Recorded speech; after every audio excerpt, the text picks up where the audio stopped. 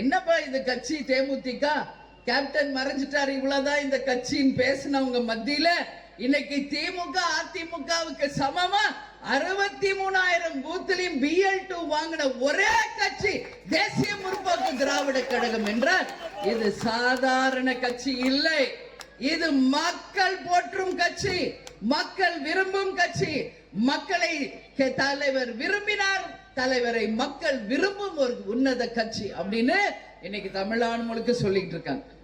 நீங்க எல்லாரும் பார்த்திருப்பீங்க, நம்ம பார்க்காத அரசியல் இல்ல, வெற்றி இல்லை, தோல்வி இல்லை, துரோகம் இல்லை, சந்தோஷம் இல்லை, முதுகுல குத்துனது எல்லாத்தையும் பார்த்து கடந்து 20 ஆண்டு காலம் முடிச்சு 21வது ஆண்டுல அடி எடுத்து வச்சிருக்கோம். நமக்கு எதுவுமே இங்க புதுசு கிடையாது. ஏன் இதை நான் சொல்றேன்னா, இந்த தேர்தல் தமிழ்நாட்டில் மிக முக்கிய தேர்தல். எல்லாத்தையும் கடந்து வந்த நம்ம இப்ப யார் தெரியுமா? தேமுதிக நிறை குடம். எந்த சலசலப்புகளுக்கும் தேமுதிக அசங்காது, அலையாது. இன்னைக்கு எவ்வளோ பேர் நீங்க பாக்குறீங்க என்னோட பிரஸ் மீட், யாரோட கூட்டணி, யாரோட கூட்டணி, யாரோட கூட்டணி. இதை எங்க முன்னாடி உட்கார்ந்து இருக்காங்க அன்பு சகோதரர்கள், பத்திரிகையாளர், அவங்களுக்கும் அதான் முதல் கேள்வி. ஏன்னா எல்லாமே நம்ம கடந்து வந்தாச்சு, இனிமே புதுசா ஏதா பார்க்க போறோமா? அதனால இந்த முறை 2026 தேர்தல் நிச்சயமாக தேசிய முற்போக்கு திராவிட கழகம் கேப்டன் எதற்கு ஆரம்பித்தாரோ இந்த தமிழ்நாட்டை இந்தியாவின் வல்லரசாக மாற்ற வேண்டும்.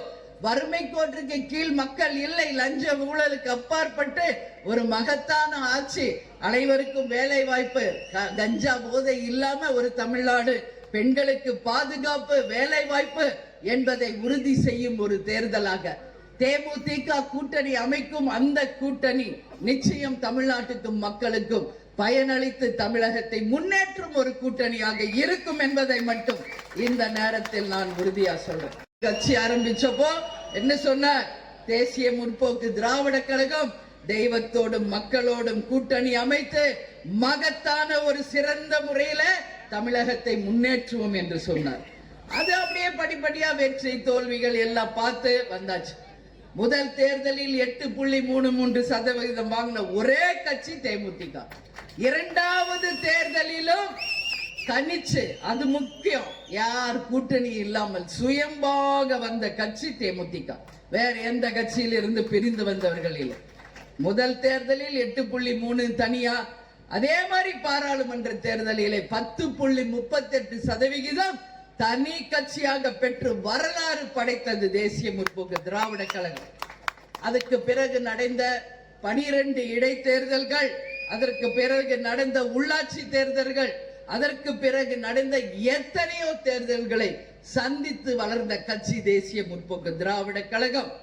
அப்பவும் சரி, இப்பவும் சரி, எப்பவும் சரி, யார்கிட்டையும் எங்களுக்கு காசு கொடுங்க என்று நிற்கின்ற கட்சி தேமுதிக கிடையவே கிடையாது.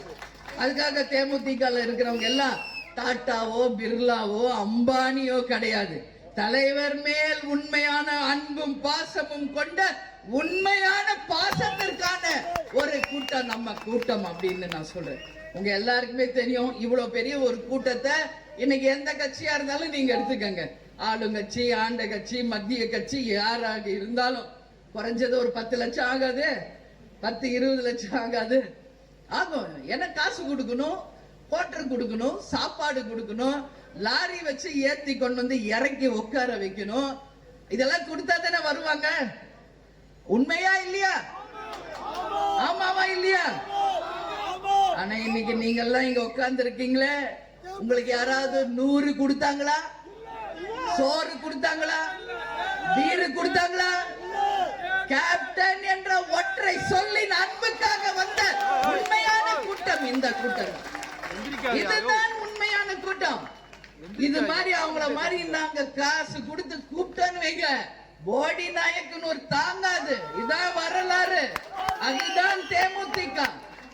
இந்த 21 வாக்குகளாகட்டும், இந்த கொடிகளாகட்டும், லைட் ஆகட்டும், வழிநடுக்க நீங்க வச்ச பேனர்கள், கொடிகள் எல்லாம் நான் பார்த்துக்கிட்டு தான் வரேன். எப்படி இந்த கட்சிக்கு சாத்தியம் என்று பார்த்து பிரமிக்க கூடியவர்கள் தான் இன்னைக்கு தேமுதிக இருக்காங்க. கேப்டன் சொல்வார், இங்க இருக்கிற ஒவ்வொரு பேனரும் கொடியிலும் எந்த கட்டப்படுகின்ற நார் என் தொண்டனின் நரம்பு சொல்வார். அவங்க வியர்வை சிந்தி சம்பாதித்த சொந்த காசில் செலவு செய்து வைக்கப்பட்ட பேனர்கள், கொடிகள், லைட் எல்லாம் அது 100 வாட்ஸ் பல்பு தான்.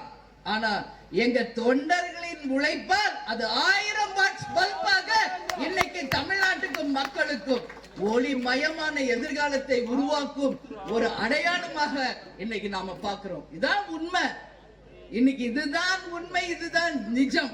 அதனால உங்ககிட்ட நான் சொல்றேன், என்றைக்கும் நிஜம் ஜெயிக்கும். தலைவர் அவர்கள் எவ்வளையும் நீங்களும் அப்படிதான். ரைஸ் மில்ல ஆரம்பிச்சு இன்னைக்கு எதிர்கட்சி தலைவர் ஆன வரைக்கும் தான் உழைத்து சம்பாதித்ததை மக்களுக்காக கொடுத்த ஒரு உன்னதராக புனிதராக வாழ்ந்து இன்னைக்கு தெய்வமாக சித்தராக மறைந்திருக்கிற ஒரு தெய்வம் நம்ம கேப்டன் அவர்கள் என்றால் என் வார்த்தை மிக இல்லை.